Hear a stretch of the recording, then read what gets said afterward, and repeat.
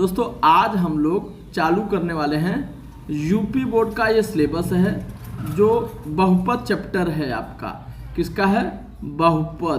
बहुपद चैप्टर है और बहुपद का हमने परिचय पढ़ा दिया है। अब हम उसके सभी प्रश्नों को हल करेंगे, तो पूरा एकदम अंत तक बने रहिएगा और देखेंगे कि हम आपको एक एक सवाल बताएंगे इसका। देखिए हमने सवाल दिया हुआ है। जो पहला हमारा सवाल है, पहला सवाल क्या कह रहा है कि बहुपद 3x² + 5x - 2 के शून्यकों का योगफल होगा। तो शून्यकों का योगफल अल्फा प्लस बीटा बराबर क्या होता है? -b/a। तो जो b होता है वो x का गुणांक होता है। तो x का गुणांक क्या है? 5 है, तो -5 लिख देंगे। और a क्या होता है?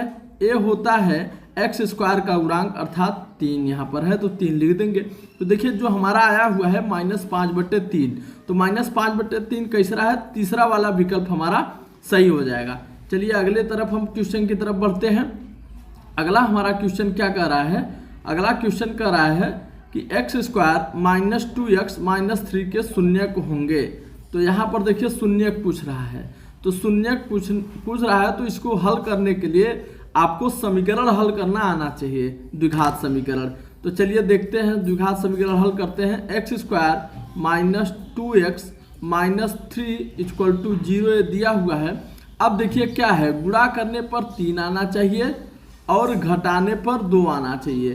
तो 3 में से ठीक 1 घटा देंगे तो क्या आ जाएगा? 2 आएगा। ठीक, मगर ध्यान देना चाहिए यहाँ पर -2 आना चाहिए, तब यहाँ पर माइनस और यहाँ पर प्लस होगा। ठीक, यही हमारा बनेगा खंड। चलिए खंड बना लेते हैं। तो x² - 3x और +x और -3 = 0। अब देखिए इन दोनों में x कॉमन है, x कॉमन ले रहे हैं, तो क्या हो जाएगा? x - 3 और +1। अब इसमें कॉमन मिलेगा, 1 कॉमन ले लिए, तो x - 3 = 0। अब देखिए क्या होगा, x + 1 एक कोष्टक में, ठीक, इसको और इसको, फिर अगले कोष्टक में 2 बार आया तो 1 बार, तो x - 3 ठीक बराबर 0। अब ये हो गया। अब मूल ज्ञात करना है, तो देखिए x + 1 = 0, तो x बराबर क्या हो जाएगा? -1। और अगला क्या होगा कि x - 3 = 0, तो x बराबर क्या हो जाएगा? 3 हो जाएगा। तो हमारा जो मूल आया है 3, -1 आया हुआ है। क्या आया है? 3, -1। तो उत्तर कौन सा सही होगा? तीसरा वाला उत्तर आपका सही हो जाएगा। ठीक, अब चलिए हम अगले सवाल की तरफ बढ़ते हैं। तो दिया है कि द्विघात बहुपद √ में 3x² + 11x + 6 ना, ये तीसरा हमारा क्वेश्चन है। ये तीसरा है हमारा, ठीक, कि कड़ी में 3x² + 11x + 6 के शून्य ज्ञात कीजिए। शून्यकों तथा गुणांकों के बीच संबंध की सत्यता की जांच कीजिए। इससे एक क्वेश्चन जरूर आएगा, 2 नंबर का कम से कम ये क्वेश्चन रहेगा। अब देखिए गुणा करने पर कितना आना चाहिए? तो देखिए गुणा करने पर इसका और इसका गुणा किया जाता है, तो 6 कड़ी में 3 और गुणते कड़ी में 3, तो कितना हो जाएगा? ये 6 है, कड़ी में 3, 3 से 3 हो जाएगा, तो 6 × 3 = 18। मतलब गुणा करने पर 18 आना चाहिए और जोड़ने पर 11 आना चाहिए। तो ऐसे 11 के हम 2 खंड करेंगे, तो देखिए क्या होगा कि 9 × 2 = 18 और 9 में 2 जोड़ेंगे तो कितना आ जाएगा? 11 आ जाएगा। यही हमारा खंड बनेगा। तो चलिए कर लेते हैं हम इसको। तो दिया है कड़ी में 3x² + 11x और +6 कड़ी में 3 = 0। अब हल करते हैं हम इसको। कड़ी में 3x² और +11x को देखिए तोड़ेंगे तो क्या करेंगे? 9x धन 2x और +6 कड़ी में 3 = 0 है, तो 0 लिख देंगे। अब इसमें और इसमें देखिए क्या कॉमन है, तो कड़ी में 3x कॉमन है। कड़ी में 3x जब कॉमन ले लेंगे तो यहाँ पर देखिए केवल x बचेगा और प्लस। अब देखिए यहाँ पर क्या बचेगा, तो आइए हम इसको दिखा देते हैं आपको कि यहाँ पर क्या बचेगा। अब देखिए 9 है, तो 9 को लिख सकते हैं 3 × 3 और एक 3 को लिख सकते हैं कड़ी में 3 × कड़ी में 3 और ये वाला 3 जो का त्यों है। अब इसी में देखिए कड़ी में 3 कॉमन ले रहे हैं, तो जब इस कड़ी में 3 को कॉमन लेंगे, निकाल देंगे, तो क्या बचेगा 3 कड़ी में 3, यही आपका बचेगा। अब हम देखिए कड़ी में 3 x कॉमन ले लिए तो x निकल गया, तो क्या बचेगा 3 कड़ी में 3 बचा। ठीक, अब ये प्लस है तो प्लस करेंगे। अब इन दोनों में क्या कॉमन है, 2 कॉमन है, तो 2 कॉमन ले लिए तो क्या बचा x प्लस 2 तियां 6, 3 कड़ी में 3 बराबर 0, इतना हो गया। अब देखिए ये और ये दोनों में सेम आया है तो अच्छी बात है, आना ही चाहिए, नहीं आएगा तो गलत रहेगा। x प्लस 3 कड़ी में 3 ये कर लिए। अब इस वाले को और इस वाले को लिखेंगे, तो कड़ी में 3x प्लस 2 इक्वल टू 0, ये हमारा आ गया। अब देखिए मूल निकालना है। अब मूल निकालने के लिए क्या करेंगे, x प्लस 3 कड़ी में 3 इक्वल टू 0, या x बराबर हो जाएगा -3 कड़ी में 3। एक मूल तो ये हो गया। अब देखिए दूसरा मूल क्या होगा, तो कड़ी में 3x बराबर -2 हो जाएगा, पक्षांतर कर दिए तो x बराबर क्या हो जाएगा -2 बटे कड़ी में 3, -2 बटे कड़ी में 3। तो एक मूल ये आ गया और एक मूल ये आ गया। तो मूल हमारे देखिए क्या आ गए हैं, तो मूल हमारे आए हैं -3 कड़ी में 3, ये पहला मूल है, और दूसरा मूल जो है हमारा वो -2 बटे कड़ी में 3, ये हमारे मूल आए हुए हैं। अब देखिए क्या कह रहा है, यहाँ तक का सवाल तो हो गया। अब कह रहा है शून्यकों तथा गुणांकों के बीच संबंध। चलिए हम इसको हटा करके संबंध भी आपको दिखा देते हैं कि संबंध कैसे निकालते हैं। अब संबंध वही है कि मूलों का योगफल और मूलों का गुणनफल आपको आना चाहिए। तो अब देखिए मूलों का योग, ठीक, मूलों का योग। अब देखिए मूलों का योग बराबर क्या होता है, -b/a। तो मूल है हमारे, पहले इसको भी जोड़ लेते हैं, -3 कड़ी में 3, और प्लस होता है प्लस माइनस से -2 कड़ी में 3, बराबर देखिए मूलों का योग होता है -b/a। तो -b का मान ये है, तो ये क्या हो जाएगा -11, अब a का मान कितना है कड़ी में 3। चलिए हल करते हैं, इसको इसमें गुणा कर देंगे, 3 त्रिका 9, तो -9 कड़ी में 3 और -2 बटे कड़ी में 3, ये हो जाएगा। देखिए क्या होगा, कड़ी में 3 का कड़ी में 3 गुणा करेंगे तो ये -3 है, 3 त्रिका मतलब कड़ी में 3 3 से 3 हो जाएगा, 3 और -2 और बटे कड़ी में 3, तो 3 त्रिका 9 और 9 2 11, तो -11 बटे कड़ी में 3। देखिए ये भी और ये भी दोनों आ गया है, ये तो मूलों का योगफल हो गया। अब हमें निकालना है मूलों का गुणनफल। तो मूलों का गुणनफल देखिए कैसे निकालेंगे, तो मूलों का गुणनफल के लिए क्या करेंगे, अब देखिए गुणनफल होता है गुणनफल, ठीक, अर्थात अल्फा इंटू बीटा बराबर होता है c/a। अब देखिए अल्फा इंटू बीटा, अल्फा ये है कि -3 कड़ी में 3 इंटू ये है कि -2 बटे कड़ी में 3 बराबर, अब c का मान कितना है 6 कड़ी में 3, 6 कड़ी में 3 अपान a का मान है कड़ी में 3, तो कड़ी में 3 लिख दिए। अब हल करेंगे तो ये देखिए ये इससे कट गया, 3 दूनी 6, तो माइनस से प्लस 6 आ गया। अब देखिए ये भी कटा तो आ गया क्या 6, तो सत्यता की जांच हो गई, ठीक, तो दोनों मान हमारे सही आ रहे हैं। ठीक, चलिए हम अगले सवाल की तरफ चलते हैं। अब अगला सवाल देखिए क्या है कि बहुपद दिया हुआ है कि बहुपद x² - 2 के शून्य ज्ञात कीजिए और शून्यकों तथा गुणांकों के बीच संबंध की सत्यता की जांच कीजिए। अब देखिए दिया हुआ है, ये दिया क्या हुआ है कि x² - 2, ठीक। अब ये है, इसमें एक सूत्र लगता है कि a² - b², ऐसे वाले में बना सकते हैं।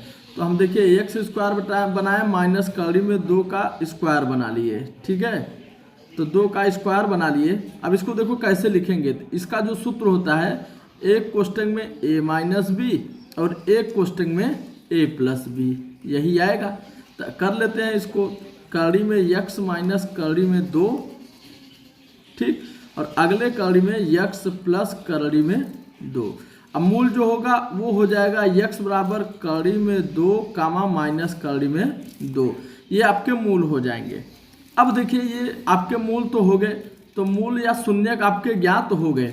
अब हमें क्या करना है, अब हमें ज्ञात करना है गुणांकों के बीच संबंध, मतलब सत्यता की जांच। तो चलिए सत्यता की जांच कर लेते हैं। तो देखिए जो मूल आया था वो कड़ी में 2 कामा कड़ी में माइनस 2 हमारा आया हुआ था मूल, ठीक है, शून्यक। अब सत्यता की जांच, योगफल पहले ज्ञात करते हैं, योगफल ज्ञात करते हैं। तो योगफल बराबर होता है माइनस बी अपान ए। अब देखिए योगफल माइनस बी अपान ए, इसको जोड़ लेते हैं, कड़ी में 2 प्लस करेंगे माइनस कड़ी में 2, कट गया 0 आ गया, ठीक।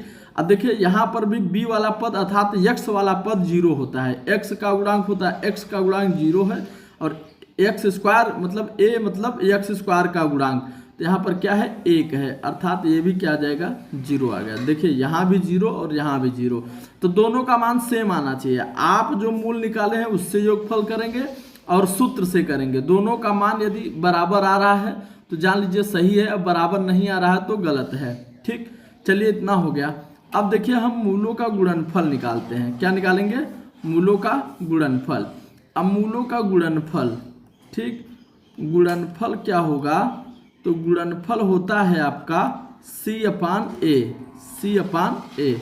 अब देखिए गुणनफल c अपान ए होता है, तो गुणनफल भी कर लेते हैं, कड़ी में 2 गुणते माइनस कड़ी में 2, तो 2 से करेंगे तो माइनस 2 हो जाएगा, कितना हो जाएगा माइनस 2।